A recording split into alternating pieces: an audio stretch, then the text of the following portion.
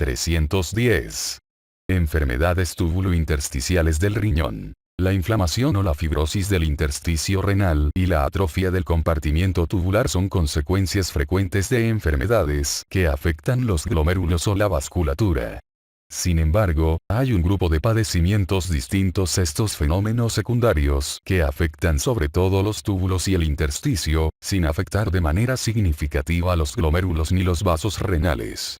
Tales alteraciones se dividen en nefritis túbulo-intersticial aguda y crónica, cuadro 310, 1.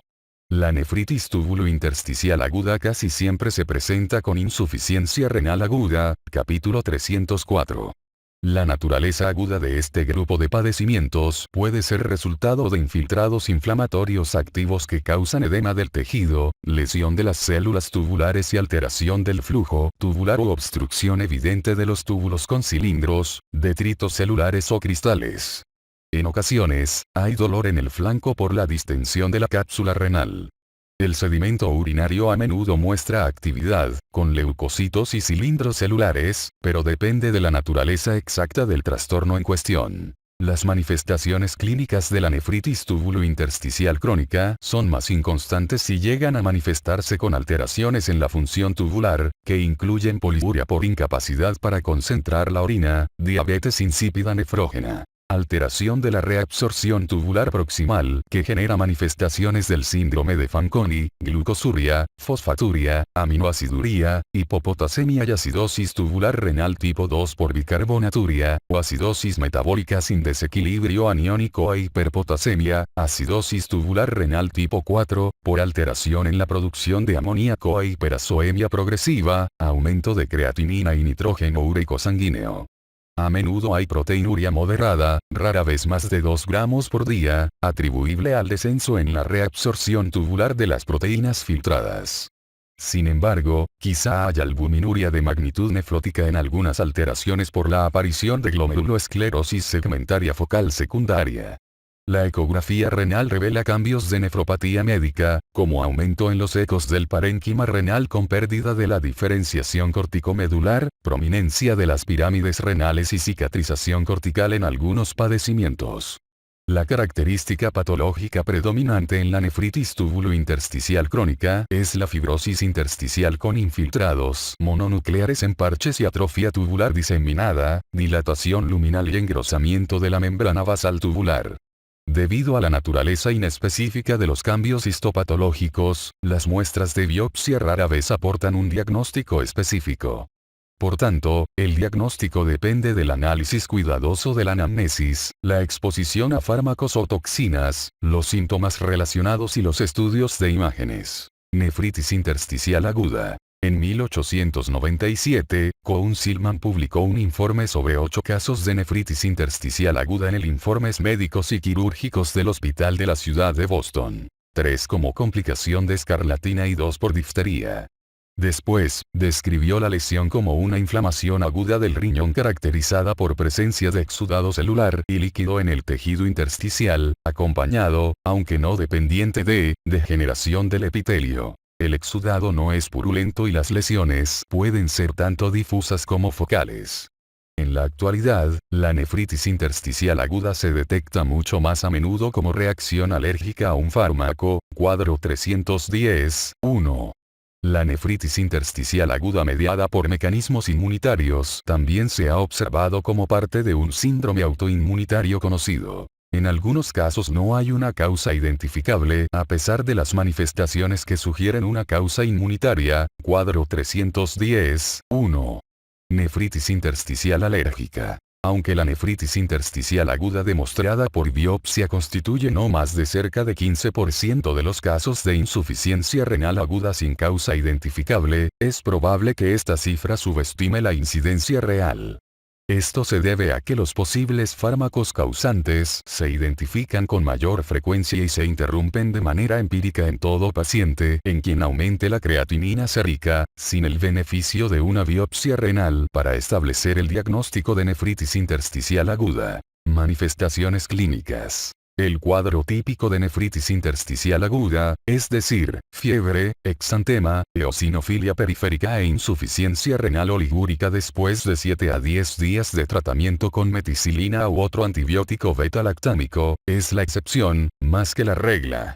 Lo más frecuente es que se encuentre de manera incidental una concentración ascendente de creatinina sérica o síntomas atribuibles a insuficiencia renal aguda, capítulo 304.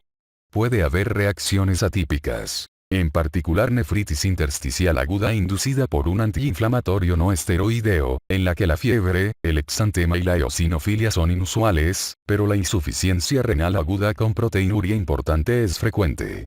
Es posible observar una modalidad de nefritis intersticial aguda muy grave y de inicio rápido después de reintroducir la rifampicina luego de un periodo sin el fármaco. Las reacciones más irregulares a los fármacos listados en el cuadro 310, 1, causan daño tubulointersticial progresivo. Los ejemplos incluyen inhibidores de la bomba de protones y, raras veces, sulfonamida, derivados del 5-aminosalicilato, mesalacina y sulfasalacina, y antirretrovirales. No está claro si la vinculación reciente de los inhibidores de la bomba de protones con la enfermedad renal crónica incidental implica un paso intermedio de la nefritis intersticial subclínica prolongada. Diagnóstico. El dato de insuficiencia renal aguda inexplicable por otra causa, con osinoliguria, así como la exposición a un fármaco potencialmente nocivo casi siempre apunta al diagnóstico. La eosinofilia en sangre periférica aporta más evidencia, pero solo se encuentra en una minoría de sujetos. El examen general de orina revela piuria, con cilindros de leucocitos y hematuria. Los eosinófilos urinarios no son un parámetro sensible ni específico para nefritis intersticial aguda. Por tanto, no se recomienda la prueba. La biopsia renal casi nunca es necesaria para efectuar el diagnóstico, pero revela infiltración intersticial y tubular extensa con leucocitos, incluidos eosinófilos. Tratamiento. Nefritis intersticial alérgica. Con la interrupción del fármaco nocivo a menudo se revierte la lesión renal, sin embargo, según la duración de la exposición y el grado de atrofia tubular y fibrosis intersticial que haya ocurrido, es posible que el daño renal no sea reversible del todo. El tratamiento con glucocorticoide puede acelerar la recuperación renal, pero no parece tener un efecto importante en la sobrevida renal de largo plazo. Es mejor reservarlo para los casos con insuficiencia renal grave en los que la diálisis es inminente o cuando la función renal sigue deteriorándose a pesar de la interrupción del fármaco nocivo, ver figura 310, 1 y cuadro 310, 2.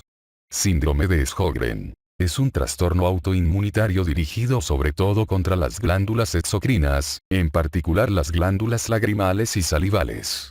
Por consiguiente, causa síntomas como sequedad ocular y bucal que constituyen el síndrome seco capítulo 354. La nefritis tubulointersticial con predominio de infiltrado linfocítico es la manifestación renal más frecuente del síndrome de Sjögren y puede acompañarse de acidosis tubular renal distal, diabetes insípida nefrógena e insuficiencia renal moderada. El diagnóstico se apoya con un resultado positivo para anticuerpos anti-Ro, SSA, y anti-LA, SSV, en suero. Un alto porcentaje de enfermos con síndrome de Sjögren también tiene hipergamaglobulinemia policlonal. Al principio, el tratamiento es con glucocorticoides, aunque algunos pacientes necesitan tratamiento de sostén con azatioprina o mofetilo de micofenolato para prevenir la recurrencia, ver figura 310, 1 y cuadro 310, 2. Nefritis tubulointersticial con uveitis. La nefritis tubulointersticial con uveitis es una enfermedad autoinmunitaria de causa desconocida. Constituye menos de 5% de todos los casos de nefritis intersticial aguda, afecta a las mujeres con una frecuencia mayor que a los varones y la mediana de la edad de inicio es de 15 años. Además de la nefritis intersticial con predominio de linfocitos, ver figura 310, 2, su característica distintiva es la uveitis anterior dolorosa, a menudo bilateral y que se acompaña de visión borrosa y fotofobia. El diagnóstico suele ser confuso por el hecho de que los síntomas oculares preceden o acompañan a la nefropatía solo en un tercio de los casos. Otras manifestaciones no renales son fiebre, anorexia, pérdida de peso, dolor abdominal y artralgia. La presencia de estos síntomas y el aumento de creatinina, piuria estéril y proteinuria leve, manifestaciones del síndrome de Fanconi, además del incremento en la velocidad de eritrosedimentación, deben generar la sospecha de este padecimiento. Por lo general, las pruebas serológicas de las enfermedades autoinmunitarias más frecuentes son negativas y la nefritis túbulo-intersticial con uveitis es un diagnóstico de exclusión después de considerar otras causas de uveitis y nefropatía, como síndrome de Sjögren, enfermedad de Behçet, sarcoidosis y lupus eritematoso sistémico. Las manifestaciones clínicas casi siempre se resuelven en forma espontánea en niños, pero es más probable que tengan una evolución recurrente en los adultos. Por lo regular, las manifestaciones renales y oculares responden bien a los glucocorticoides orales, aunque a veces es necesario el tratamiento de sostén con fármacos, como metotrexato, azatioprina o micofenolato para prevenir las recurrencias, ver figura 310, 1 y cuadro 310, 2. Lupus eritematoso sistémico. En la mayoría de los casos de nefritis por lupus clase 3 o 4, existe una reacción inflamatoria intersticial de células mononucleares, capítulo 308, y es posible identificar depósitos de complejos inmunitarios en las membranas basales tubulares en cerca de 50% de los casos. Sin embargo, a veces predomina la inflamación túbulo-intersticial y puede manifestarse con hiperazoemia y acidosis tubular renal tipo 4, en lugar de datos de glomerulonefritis. Nefritis intersticial granulomatosa. Algunos pacientes tienen manifestaciones de nefritis intersticial aguda, pero con una evolución prolongada y recurrente. La biopsia renal de tales enfermos revela un infiltrado inflamatorio más crónico, con granulomas y células gigantes multinucleadas. Lo más frecuente es que no se identifique una enfermedad relacionada o una causa. Sin embargo, algunos de estos casos tienen, o las generan después, manifestaciones pulmonares, cutáneas o sistémicas de sarcoidosis, como la hipercalcemia. La mayoría de los sujetos experimenta cierta mejoría de la función renal si se trata pronto con glucocorticoides, antes del surgimiento de fibrosis intersticial notoria y atrofia tubular, cuadro 310, 2. Es probable que se necesiten otros fármacos inmunodepresores en quienes tengan recurrencias frecuentes cuando se interrumpen los esteroides. A veces, los que recaen con frecuencia cuando se interrumpen los esteroides necesitan otros inmunodepresores, ver figura 310, 1. Es preciso descartar tuberculosis antes de iniciar el tratamiento porque esta infección también es fuente de nefritis intersticial granulomatosa, enfermedad sistémica relacionada con inmunoglobulina G4. En fecha reciente, se describió una modalidad de nefritis intersticial aguda caracterizada por infiltrado inflamatorio denso que contiene células plasmáticas que expresan inmunoglobulina G4 como parte de un síndrome conocido como enfermedad sistémica relacionada con inmunoglobulina G4. También hay presencia variable de pancreatitis autoinmunitaria, colangitis esclerosante, fibrosis retroperitoneal y cialadenitis esclerosante crónica, simula síndrome de Sjögren. Las lesiones fibróticas que forman pseudotumores en los órganos afectados pronto sustituyen a los infiltrados inflamatorios iniciales y a menudo derivan en biopsia o extirpación por el temor de una neoplasia maligna. Aunque no se comprende del todo la participación de inmunoglobulina G4 en la patogenia, los glucocorticoides han dado buenos resultados como tratamiento de primera elección en este grupo de trastornos, una vez que se diagnostican de forma correcta. Nefritis intersticial aguda idiopática. Algunos pacientes tienen manifestaciones clínicas e histológicas típicas de nefritis intersticial aguda, pero sin evidencia de exposición a fármacos ni manifestaciones clínicas o serológicas de una enfermedad autoinmunitaria. La presencia de algunos casos de autoanticuerpos contra un antígeno tubular, similar al identificado en ratas con una forma inducida de nefritis intersticial, sugiere la participación de una respuesta autoinmunitaria. Como la nefritis túbulo-intersticial con uveitis y la nefritis intersticial granulomatosa, la nefritis intersticial aguda idiopática responde al tratamiento con glucocorticoides, aunque puede seguir una evolución recurrente que necesita tratamiento de sostén con otro inmunodepresor, ver figura 310, 1 y cuadro 310, 2.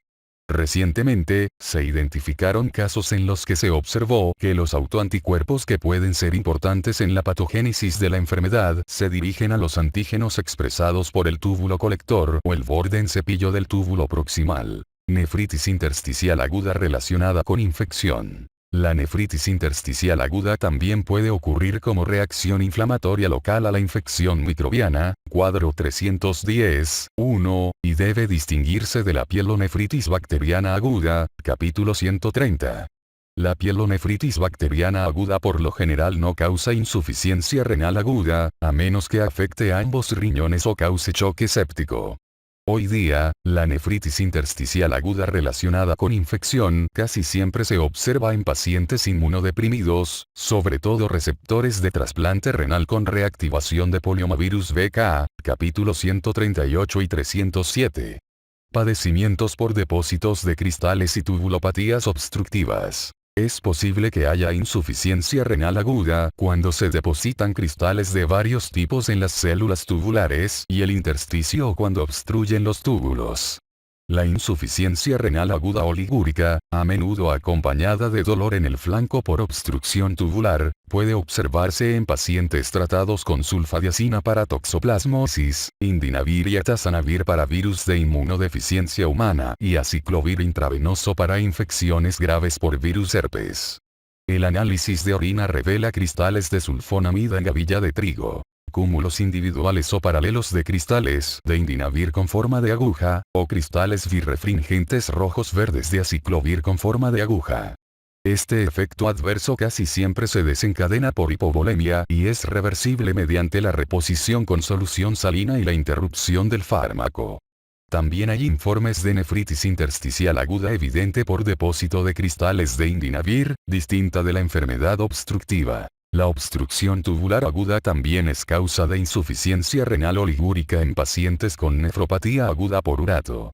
Casi siempre es resultado de la hiperuricemia grave por síndrome de lisis tumoral en personas con trastornos linfoproliferativos o mieloproliferativos tratados con fármacos citotóxicos, aunque también puede ser espontánea antes de iniciar el tratamiento, capítulo 71.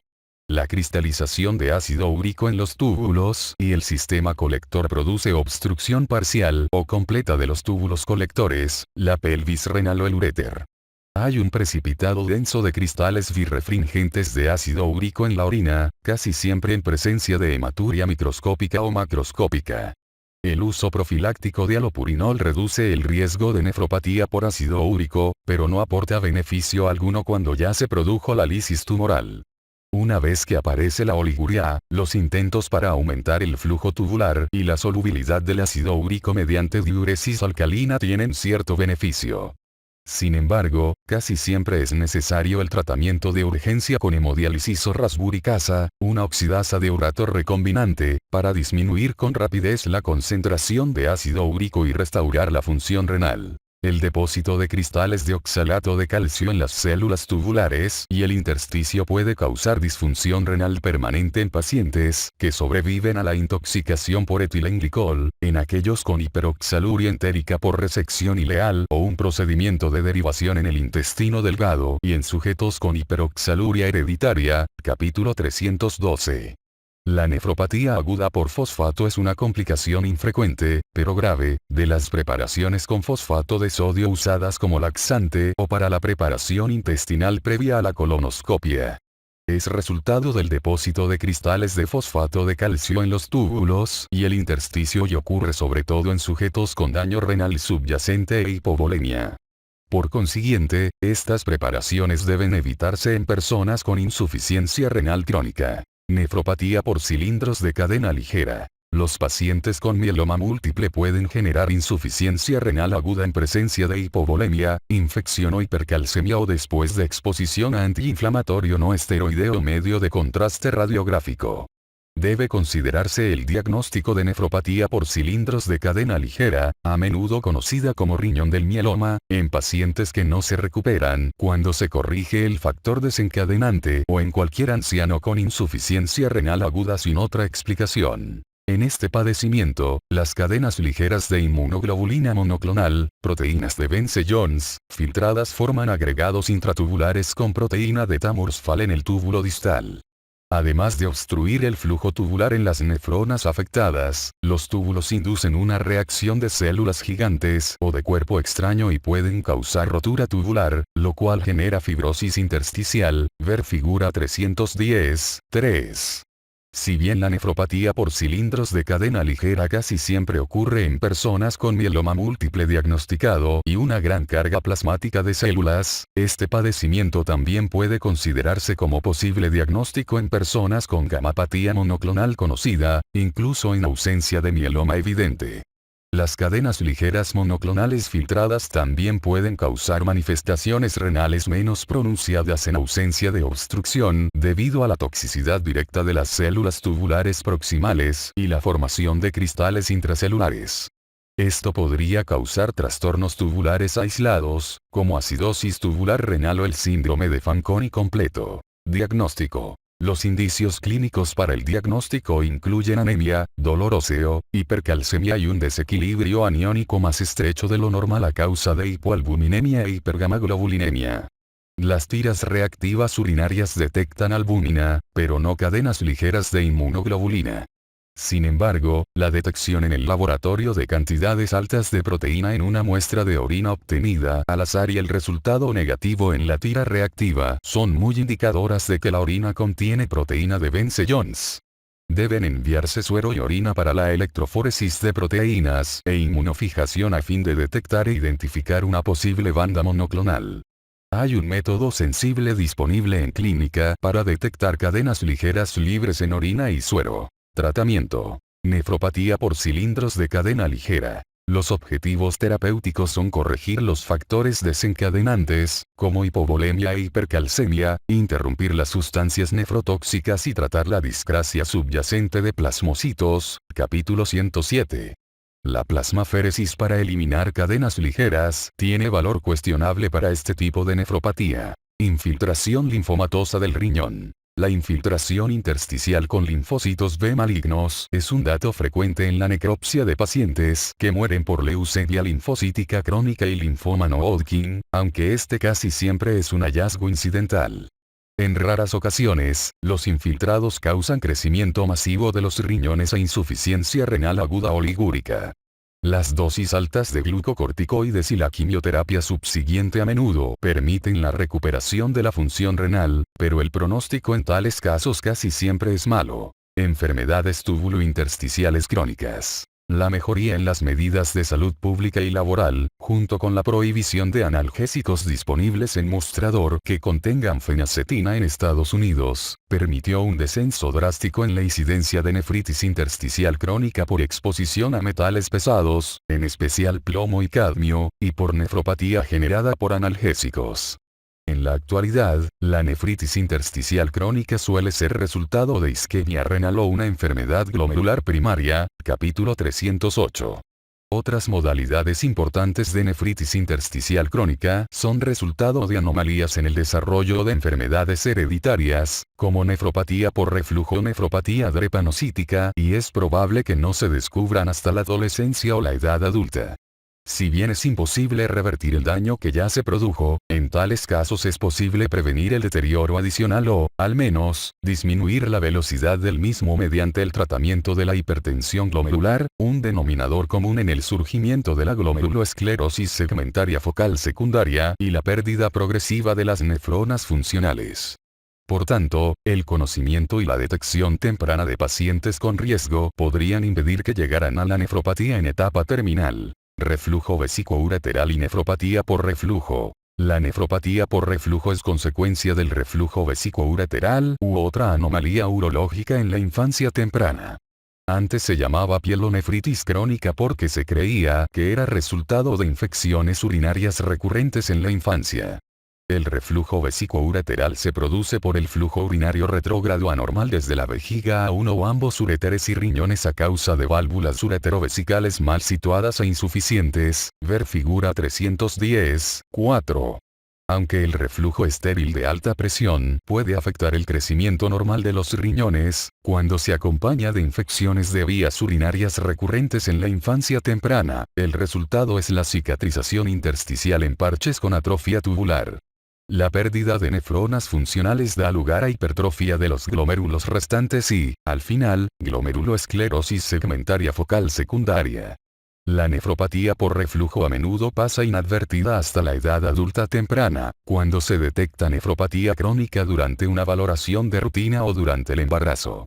Los adultos afectados a menudo permanecen asintomáticos, aunque es posible que refieran el antecedente de enuresis prolongada, infección de vías urinarias recurrentes durante la infancia y que presentan insuficiencia renal variable, hipertensión, proteinuria leve a moderada y sedimento urinario sin datos notables.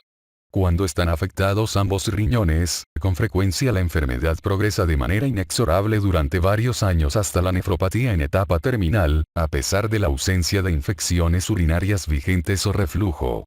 La anomalía en un solo riñón puede pasar desapercibida, excepto por la presencia de hipertensión. La ecografía renal en adultos casi siempre muestra riñones pequeños, asimétricos, con márgenes irregulares, corteza adelgazada y regiones de hipertrofia compensadora, ver figura 310, 4. Tratamiento. Reflujo vesicoureteral y nefropatía por reflujo. Conservar la orina estéril en la infancia limita la cicatrización de los riñones. Está indicada la reimplantación quirúrgica de los uréteres en la vejiga para restaurar el buen funcionamiento en niños pequeños con reflujo considerable y persistente, pero no es eficaz ni está indicada en adolescentes o adultos cuando ya existe cicatrización. El control intensivo de la presión arterial con un inhibidor de la enzima convertidora de angiotensina o un antagonista del receptor para angiotensina y otros fármacos reduce la proteinuria y puede impedir en forma importante el deterioro adicional de la función renal. Nefropatía drepanocítica. La patogenia y manifestaciones clínicas de la nefropatía drepanocítica se describen en el capítulo 311.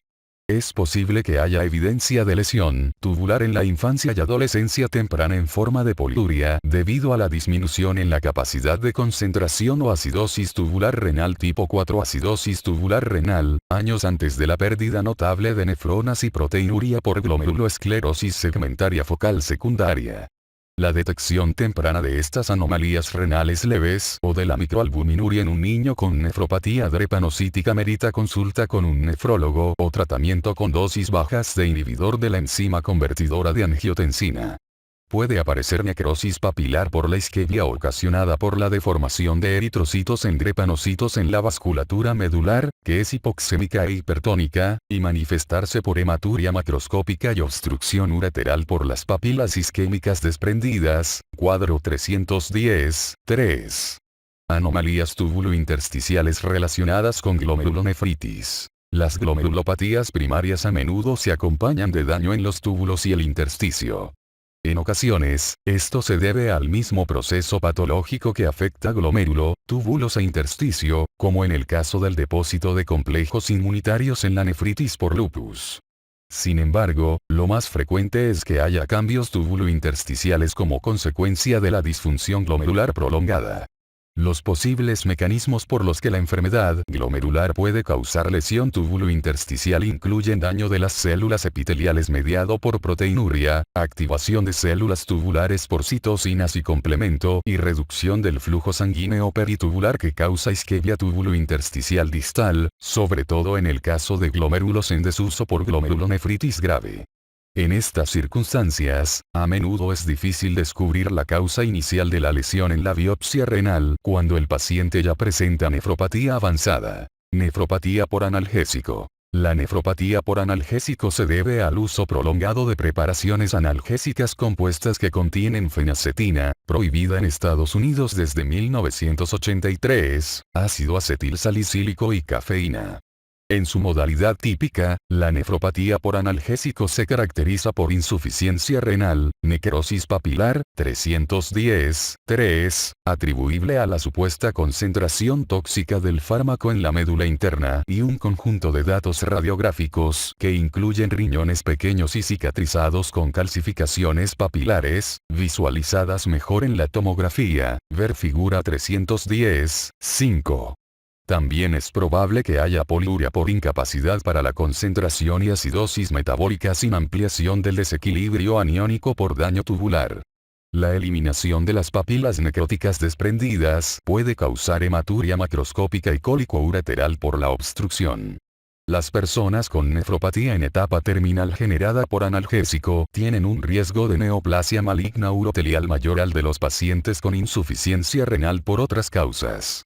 Estudios recientes de cohorte en individuos con función renal basal normal sugieren que el uso crónico moderado de las preparaciones analgésicas disponibles hoy día en Estados Unidos, incluido paracetamol, acetaminofeno, y antiinflamatorio no esteroideo, no parece causar el conjunto de datos conocidos, como nefropatía por analgésicos, aunque las personas con deficiencia de volumen y quienes tienen nefropatía crónica poseen mayor riesgo de toxicidad renal por antiinflamatorio no esteroideo. No obstante, se recomienda que los consumidores de grandes dosis de acetaminofeno y antiinflamatorio no esteroideo se sometan a estudios de detección de nefropatía. Nefropatía por ácido aristolóquico. En fecha reciente se estableció un vínculo entre dos formas de nefritis intersticial crónica en apariencia no relacionadas, la nefropatía por plantas medicinales chinas y la nefropatía endémica de los Balcanes. La sustancia etiológica subyacente es el ácido aristolóquico y ahora se denominan en conjunto nefropatía por ácido aristolóquico. En la nefropatía por plantas medicinales chinas, descrita por primera vez a principio de la década de 1990 en mujeres jóvenes que tomaban preparaciones tradicionales con plantas medicinales chinas como parte de un régimen para pérdida de peso, uno de los compuestos nocivos se identificó como ácido aristolóquico, un carcinógeno conocido de la planta Aristolochia. Se han usado múltiples especies de Aristolochia en remedios herbolarios tradicionales durante siglos y aún están disponibles a pesar de la prohibición oficial de su uso en muchos países. La evidencia molecular también implicó al ácido aristolóquico en la nefropatía endémica de los Balcanes, una nefritis túbulo-intersticial crónica observada sobre todo en pueblos localizados en todas las afluentes del río Danubio y descrita por primera vez en la década de 1950. Si bien no se conoce con certeza la vía de exposición exacta, la contaminación de las preparaciones del cereal local con semillas de especies de Aristolochia parece la más probable. Después de la exposición prolongada, el ácido aristolóquico produce fibrosis intersticial renal con escasez relativa de infiltrados celulares. El sedimento urinario es blando, con pocos leucocitos y solo proteinuria leve. La anemia puede ser desproporcionadamente grave con respecto al nivel de disfunción renal. A fin de establecer el diagnóstico definitivo de nefropatía por ácido aristolóquico, se necesitan dos de las tres siguientes características. Imagen histológica característica en la biopsia renal, confirmación de la ingestión de ácido aristolóquico y detección de aductos aristolactam-ácido desoxirribonucleico en el riñón o el tejido de las vías urinarias. Estas últimas lesiones representan una firma molecular del daño del ácido desoxirribonucleico causado por el ácido aristolóquico y a menudo consiste en transversiones características a T. Debido a esta actividad mutágena, la nefropatía por ácido aristolóquico se acompaña de una incidencia muy alta de neoplasias malignas uroteliales de las vías urinarias altas. El riesgo tiene que ver con la acumulación de dosis. Se indica vigilancia con tomografía, ureteroscopia y citología urinaria, y debe considerarse la nefroureterectomía cuando el paciente llega a la enfermedad renal terminal. Nefritis intersticial cardiomegálica. La nefritis intersticial cardiomegálica es una forma inusual de nefropatía crónica de progresión lenta con proteinuria leve, fibrosis intersticial, atrofia tubular y núcleos con crecimiento extraño en las células epiteliales del túbulo proximal. Se ha vinculado con mutaciones en FAN1, una nucleasa que participa en la reparación del ácido desoxirribonucleico, que puede hacer que los portadores de la mutación sean susceptibles a los factores ambientales que dañan el ácido desoxirribonucleico. Nefropatía por litio. El uso de sales de litio para el tratamiento de la enfermedad maníaco-depresiva puede tener varias secuelas renales, la más frecuente de las cuales es la diabetes insípida nefrógena, manifestada por poliuria y polidipsia. El litio se acumula en las células principales del túbulo colector porque ingresa por los conductos del sodio del epitelio, donde inhibe la glucogenosinasa sintasa 3 beta y regula a la baja los conductos de agua para acuaporinas, regulados por vasopresina. Con menor frecuencia, la nefritis tubulointersticial crónica aparece después del consumo prolongado de litio, más de 10 a 20 años, y lo más probable es que ocurra en pacientes con episodios repetidos de concentraciones altas de litio. Los datos en la biopsia renal incluyen fibrosis intersticial y atrofia tubular que no guarda proporción con el grado de glomerulosclerosis o valvulopatía, infiltrado linfocítico escaso y pequeños quistes o dilatación del túbulo distal y túbulo colector, muy característicos de este padecimiento. El grado de fibrosis intersticial se relaciona con la duración y con la dosis acumulada de litio. Las personas con nefropatía por litio casi siempre permanecen asintomáticas, con proteinuria leve, pocos leucocitos urinarios y presión arterial normal. Algunos pacientes generan proteinuria más grave por glomerulosclerosis segmentaria focal secundaria, lo cual contribuye a la pérdida adicional de la función renal. Tratamiento. Nefropatía por litio. La función renal debe vigilarse de manera regular en los pacientes que toman litio y es preciso ser cauteloso en personas con nefropatía subyacente. El uso de amilorida para inhibir la entrada de litio en los conductos del sodio del epitelio es eficaz para prevenir y tratar la diabetes insípida nefrógena inducida por litio, pero no está claro si previene la nefritis intersticial crónica inducida por dicho elemento. Una vez que se detecta la nefropatía por litio, la interrupción del fármaco en un intento por detener el deterioro renal adicional puede ser difícil, ya que el litio es un estabilizador eficaz del estado de ánimo que pocas veces pueden sustituir de manera efectiva a otros fármacos. Además, a pesar de la interrupción del litio, la nefropatía crónica de estas personas a menudo es irreversible y puede progresar despacio hasta la nefropatía en etapa terminal. La estrategia más prudente es vigilar con frecuencia la concentración de litio y ajustar la dosis para evitar que alcance concentraciones tóxicas, de preferencia menos de 1 miliequivalente por litro. Esto es muy importante, ya que el litio se elimina con menor eficacia a medida que disminuye la función renal. En los pacientes con proteinuria notable, debe iniciarse un inhibidor de la enzima convertidora de angiotensina o un antagonista del receptor de angiotensina. Nefrotoxicidad de los inhibidores de calcineurina. Los inmunodepresores inhibidores de la calcineurina ciclosporina y tacrolimus pueden causar lesión renal aguda y crónica. Las modalidades agudas pueden ser consecutivas a causas vasculares, como vasoconstricción, a la aparición de microangiopatía trombótica o a tubulopatía tóxica. La lesión renal crónica inducida por inhibidores de la calcineurina casi siempre se observa en receptores de trasplante de órganos sólidos, incluidos corazón, pulmón e hígado, se manifiesta con un descenso lento, pero irreversible, de la tasa de filtración glomerular, con proteinuria leve e hipertensión arterial. La hiperpotasemia es una complicación relativamente frecuente y se debe, en parte, a la resistencia tubular a la aldosterona.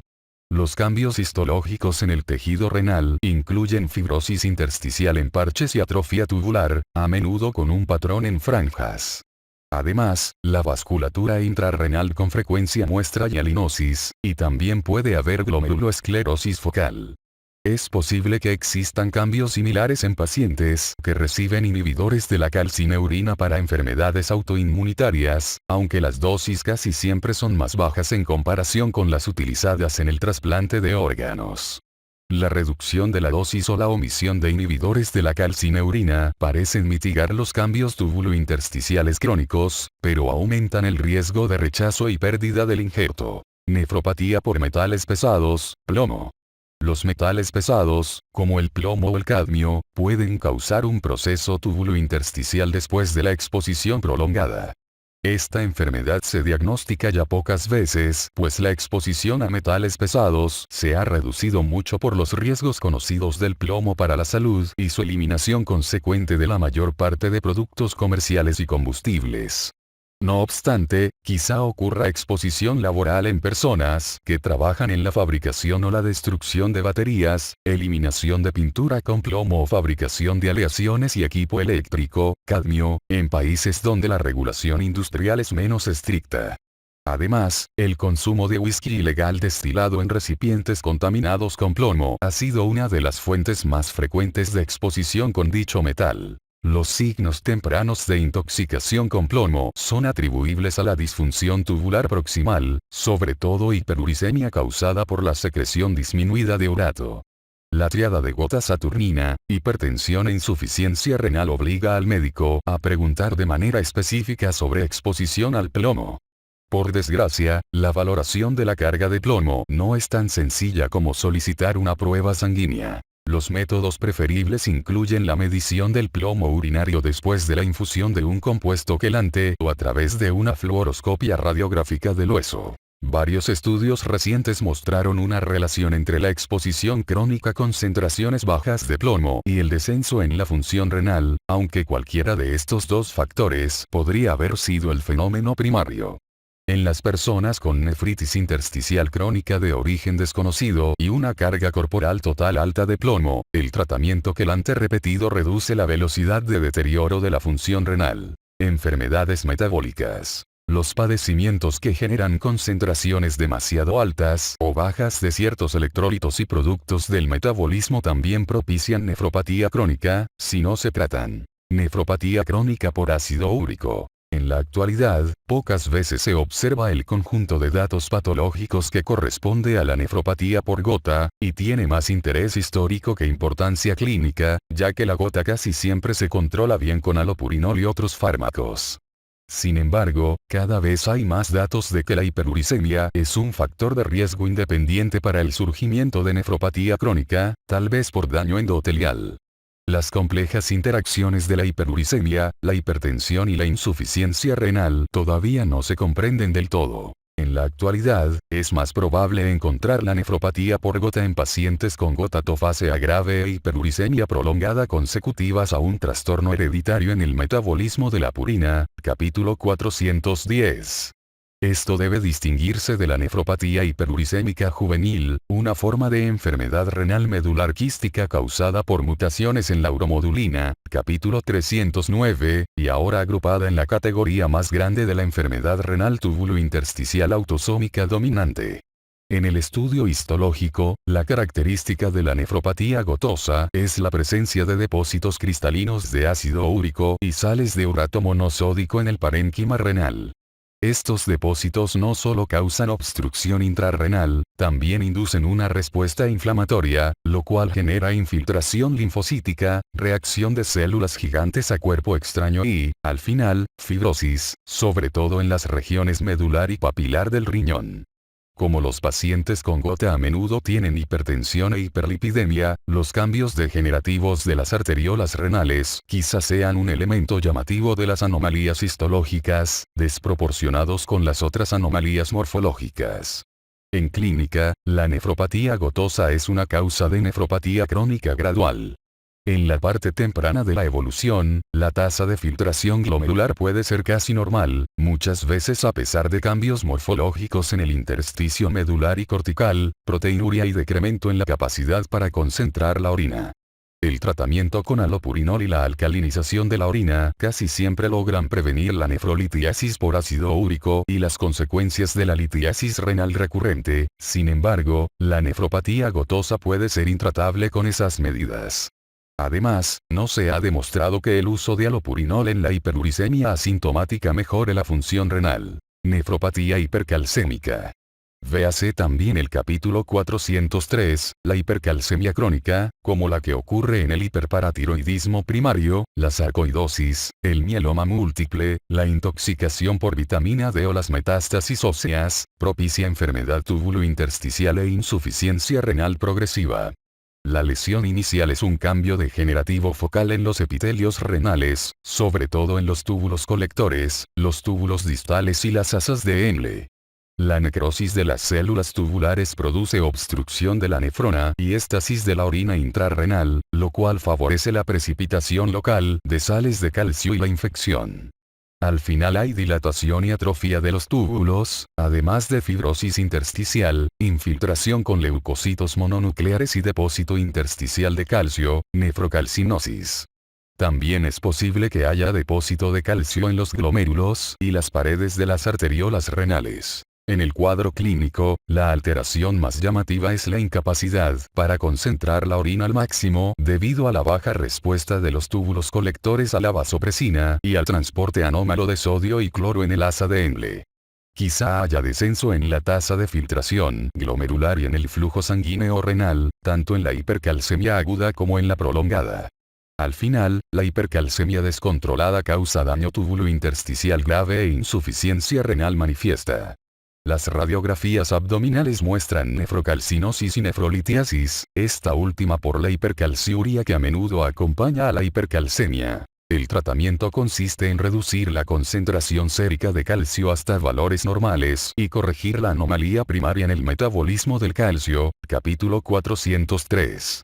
La disfunción renal de la hipercalcemia aguda quizás sea del todo reversible, sin embargo, es probable que la insuficiencia renal gradual progresiva causada por hipercalcemia no mejore, incluso con la corrección de la alteración en el calcio. Nefropatía hipopotasémica. Los pacientes con hipopotasemia prolongada y grave por el abuso crónico de laxantes o diuréticos, el vómito subrepticio o el hiperaldosteronismo primario pueden originar una lesión tubular reversible caracterizada por degeneración vacuolar de las células en los túbulos proximales y distales.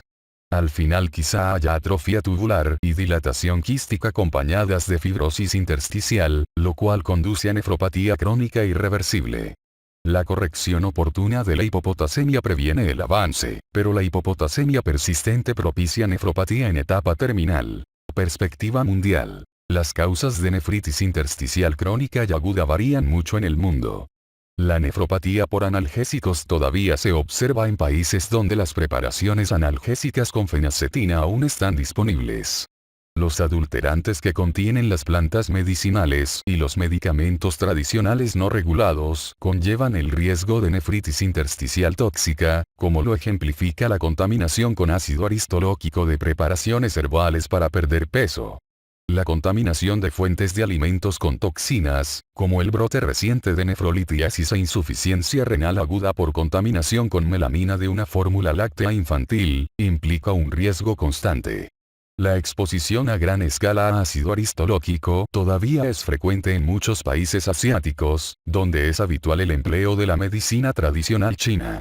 Aunque la exposición industrial a plomo y cadmio ya casi desapareció como causa de nefritis intersticial crónica en países desarrollados, todavía es un riesgo de toxicidad renal en países en los que la exposición está menos controlada. Aún se describen nuevas formas endémicas de nefropatía. Más notoria es la nefropatía encontrada entre los trabajadores de las plantaciones costeras del Pacífico en América Central, que se estima que ha cobrado 20.000 vidas hasta el momento debido al desarrollo de la enfermedad renal en etapa terminal. Esta entidad se denominó nefropatía mesoamericana, aunque mecanismos fisiopatológicos similares también pueden estar en juego en otras formas regionales de enfermedad renal crónica en Sri Lanka y el sureste de la India. Aunque se propusieron diversos factores etiológicos, la causa más probable parece estar relacionada con episodios repetitivos de exposición al calor, deshidratación o depresión de volumen, y los consiguientes cambios metabólicos que conducen a uricosúria y niveles elevados de vasopresina. En estas formas de enfermedad renal recién descritas se han propuesto como contribuyentes el calentamiento global y la variabilidad regional de la temperatura.